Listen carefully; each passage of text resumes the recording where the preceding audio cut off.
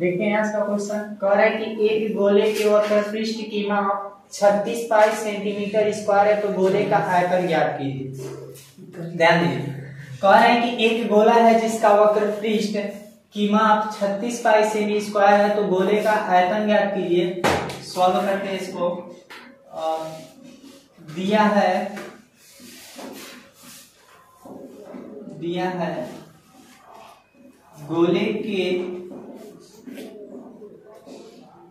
गोले के वक्र पृष्ठ की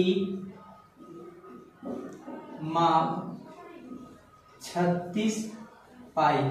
ठीक है, अब जो गोले का वक्र पृष्ठ होता है उसका फार्मूला क्या होता है? गोले का वक्र पृष्ठ का फार्मूला होता है 4 पाई r स्क्वायर। ठीक है, और यहाँ पे ये 36 पाई। ठीक है, अब जरा ध्यान दीजिए, पाई से पाई क्या हो जाएगा? कैंसिल हो जाएगा।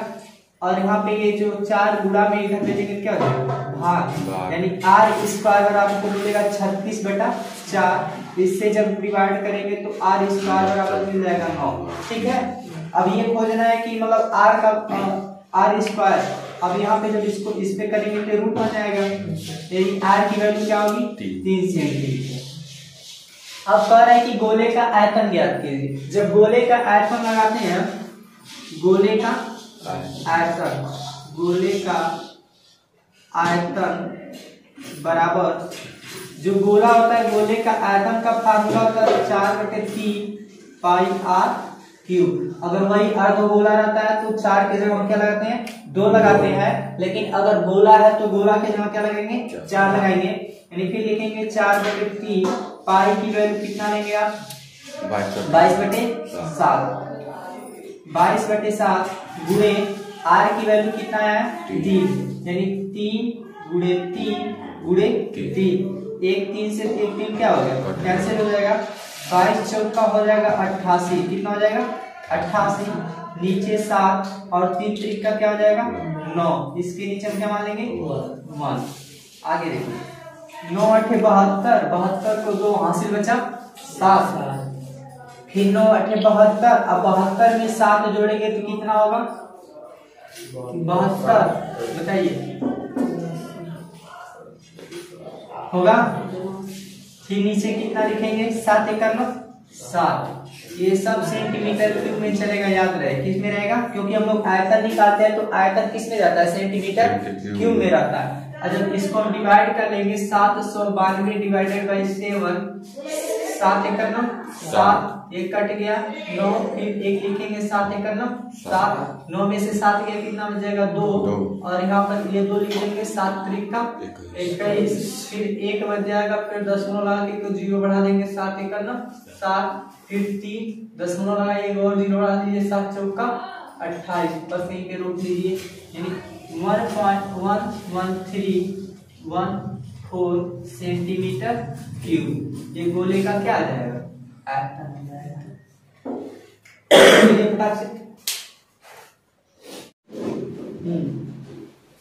ये जो क्वेश्चन है ये कह रहा है कि एक 14 mm का आपके पास कैप्सूल है, और कैप्सूल का दोनों सिरे पर, कैप्सूल के एक ऊपर और नीचे यानी दोनों साइड में आपका 5 mm व्यास का अर्धगोला लगा हुआ है। ध्यान दीजिए, 5 mm व्यास का एक अर्धगोला लगा हुआ है, और कैप्सूल की टोटल लंबाई कितनी है? 14 mm है। ठीक है, और हमसे कह रहा है कि ये जो कैप्सूल है, इस कैप्सूल का पृष्ठीय क्षेत्रफल ज्ञात कीजिए। इस कैप्सूल का टोटल क्या निकालना? पृष्ठीय क्षेत्रफल निकालना है। तो इसमें जरा ध्यान दीजिएगा, इस कैप्सूल में बातें क्या है? 2 अर्धगोला लगाओ, एक अर्धगोला ये वाला और एक अर्धगोला ये, 2 अर्धगोला लग गया। और दूसरी बात है कि इसमें एक क्या लगा हुआ है? बेलन लगा हुआ है। हमको कैप्सूल की टोटल लंबाई 14 mm मिल गई है, लेकिन बेलन की लंबाई नहीं मिली है। तो बेलन की लंबाई निकालने के लिए क्या करेंगे? जरा ध्यान दीजिएगा, अगर 2.5 mm एक कैप्सूल है, कैप्सूल की जो आधा है, और ये 2.5 mm ये है, तो टोटल 5 mm हो जाएंगे। जब 2.5 दोनों को जोड़ दिया जाएगा तो कितने हो जाएंगे? 5 mm का दोनों अर्धगोला हो जाएगा। ठीक है, लेकिन जब इन दोनों को हम निकालेंगे, मतलब 5 mm यानी 14 mm से 5 mm निकालेंगे तो कितना बच जाएगा? 9 mm बचेगा। ठीक है। यानी जो बेलनाकार भाग है, जो बेलन वाला भाग है, उसकी ऊंचाई कितनी होगी? 9 mm की होगी। कितनी ऊंचाई होगी? 9 mm। अब चलते हैं, इसको सॉल्व करते हैं। सबसे पहले दिया है कैप्सूल की कुल लंबाई। कैप्सूल की कुल लंबाई 14 mm। कैप्सूल की टोटल लंबाई 14 mm मिला है। फिर उसके बाद ये कह रहा है कि जो कैप्सूल है उसका व्यास, कैप्सूल में लगे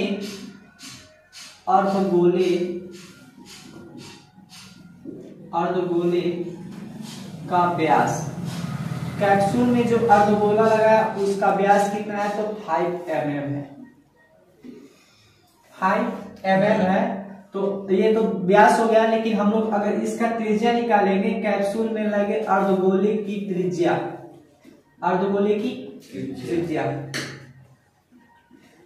ये 5 mm था। इसमें 2 से भाग करेंगे तो कितना आ जाएगा? 2.5 mm हो जाएगा। अच्छा एक बात बताइए, 2.5 mm को हम क्या 25/10 लिख सकते हैं कि नहीं लिख सकते हैं? सोली लिख सकते हैं, क्योंकि 2.5 में, ठीक है, 2.5 जो लिखा है यहाँ पर 2.5 लिखकर इसके नीचे 1 ले लीजिए और ऊपर नीचे 10 का क्या कर दीजिए? गुणा कर दीजिए। जब इसमें गुणा करेंगे तो 25 हो जाएगा और नीचे इसका गुणा करेंगे क्या हो जाएगा? 10 हो जाएगा। ठीक है, तो हम 2.5 की जगह क्या लिखेंगे? 25/10 लिखेंगे, क्योंकि अभी सॉल्व करने में हमको क्या मिलेगी? आसानी मिलेगी। ठीक है, अब आपको देखिए अर्धगोला का पृष्ठीय क्षेत्रफल चाहिए और बेलन का पृष्ठीय क्षेत्रफल चाहिए। दोनों का फार्मूला हमने नोट रखा है कि यहाँ 2πr² और बेलन का पृष्ठीय क्षेत्रफल 2πr/h। आपको जो बेलनाकार भाग है उसमें h और r दो चीज चाहिए, और जो अर्धगोला वाला भाग है उसमें r चाहिए, h नहीं चाहिए, क्योंकि जो गोला होता है, गोला में तो हाइट ऊंचाई होती ही नहीं है। ठीक है, तो यहाँ पर जो पृष्ठीय क्षेत्रफल में r दिखाई दे रहा है, r भी हम लोगों ने निकाल रखा है, और जो कैप्सूल की कुल लंबाई यानी जो भी लंबाई है इसकी, वो भी हमने क्या निकाला है। तो हमको बस बेलनाकार भाग की लंबाई निकालना है। ठीक है, बेलनाकार भाग की लंबाई। जो बेलनाकार भाग पहले टोटल देखिए कितना है? 14 mm है, माइनस बेलनाकार भाग यानी 2.5 और 2.5 टोटल जुट कर कितना हो जाएगा? 5 mm। जब वहां से उसको निकाल देंगे तो कितना आ जाएगा? 9 mm। यानी बेलनाकार भाग की लंबाई कितना हो जाएगा? 9 mm हो जाएगा। अब यहाँ पर लगाते हैं अर्धगोला। अर्धगोला का पृष्ठीय क्षेत्रफल लिखेंगे। अर्धगोले का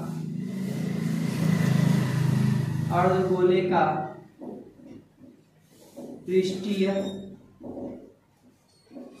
क्षेत्रफल। अर्धगोला का फार्मूला क्या लिखा गया है? 2πr²। 2πr²। अब यहाँ पे थोड़ा ध्यान दीजिएगा आप लोग। हम यहाँ पर लिखे हैं 2πr²। ठीक है, ये तो ठीक है, लेकिन ये कितने गोले का है? एक गोला का है कि नहीं है? लेकिन हमको क्या गोले का चाहिए? 2 गो। हम लिख रहे हैं 2 अर्धगोले का पृष्ठीय क्षेत्रफल, यानी कितना लिखेंगे? 2 से क्या करते हैं? गुणा कर देना है।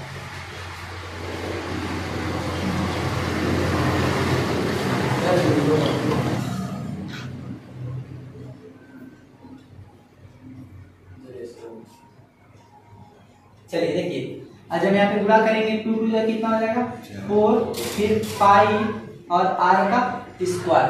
ठीक है, अब जरा ध्यान दीजिए, ये तो हमारा फार्मूला ये बन गया। अब इसके थोड़ा रख के सॉल्व करते हैं। 4 और गुणे पाई का मान 22/7 गुणे r का मान 25/10। तो इस 25/10 को क्या बार लिखेंगे आप? 2 बार, क्योंकि r का क्या है? स्क्वायर है। हम इसको 2 बार ऐसे लिखकर एक और छोड़ दें। ठीक है, अब आ रही है। चलिए, अब यहाँ पर कहा गया बेलन का पृष्ठीय क्षेत्रफल, मतलब अगर कैप्सूल का पृष्ठीय क्षेत्रफल निकालना है तो आपको बेलन का और अर्धगोले का दोनों को निकाल के आपस में क्या करना पड़ेगा? जोड़ना पड़ेगा। तो अब बेलन का जब पृष्ठीय क्षेत्रफल निकालेंगे, लिखेंगे फिर बेलन का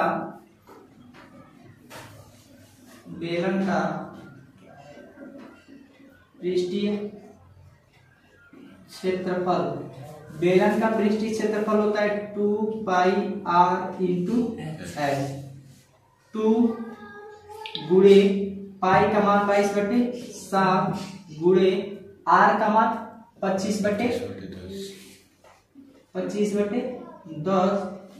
गुणे h का मान कितना है 5 नहीं h का मान यहाँ पर जो हम लोग बेलनाकार भाग की लंबाई निकाले कितना 9 mm।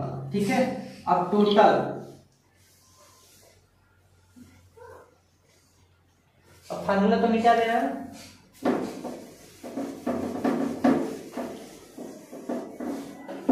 फिर देखिए अब हमको क्या करना है कि ये तो निकाल गया, अब लिखेंगे कैप्सूल की कैप्सूल का पृष्ठीय क्षेत्रफल लिखेंगे, कैप्सूल का पृष्ठीय क्षेत्रफल। कैप्सूल का पृष्ठीय क्षेत्रफल यानी दोनों को आपस में क्या करना पड़ेगा जोड़ना पड़ेगा, दोनों को आपस में क्या करना पड़ेगा जोड़ना पड़ेगा।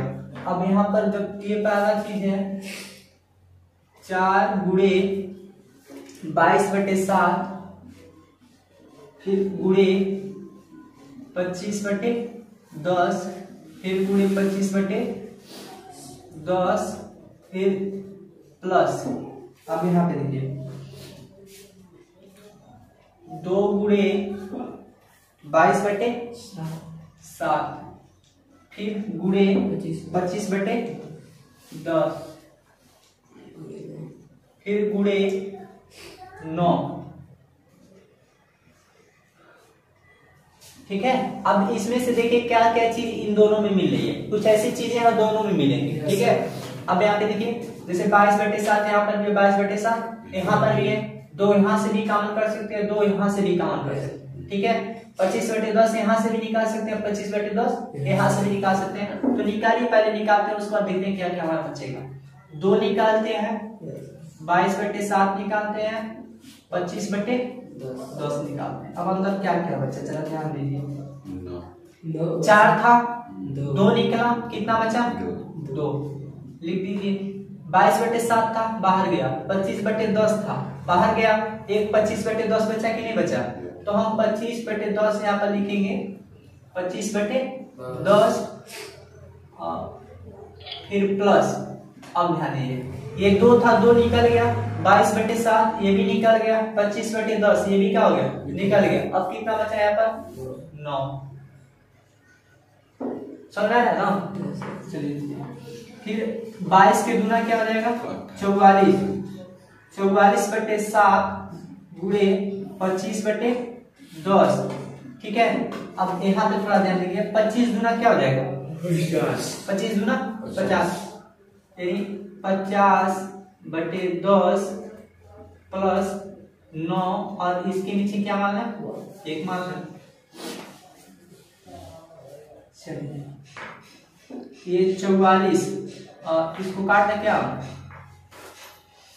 काट दिया जाए, काट ही दीजिए। 22 के दूना 44 और 5 के दूना 10, 5 1 5, 5 5 25, 22 5 110, 22 5 110 और नीचे क्या बचेगा 7। समझ में आया ना, यानी 22 दूना 44 और 5 दूना 10 फिर 5 1 5 और 5 5 25। अब जरा ध्यान दीजिए 10 1 10 और 10 5 50, यहाँ पर कितना है 5 प्लस 9। समझ आया ना, फिर यहाँ पर लिखेंगे 110/7 गुणे 9 और 5 जोड़ेंगे कितना होगा 14, 7 1 7, 7 के दूना 14, 110 का गुणा 2 में करेंगे तो 11 का दूना 22 होता है, यानी 220। और क्या निकालना है पृष्ठीय क्षेत्रफल निकालना है तो mm²। ठीक है, 220 mm², इसका क्या हो जाएगा आंसर हो जाएगा। ये टोटल कैप्सूल का जो पृष्ठीय क्षेत्रफल हुआ निकला। ठीक है, आप काटने की कोशिश मत करिए, बस देखिए और जो जहां पर कटे उसी को काटिए, पॉइंट मत लाइए। ठीक है।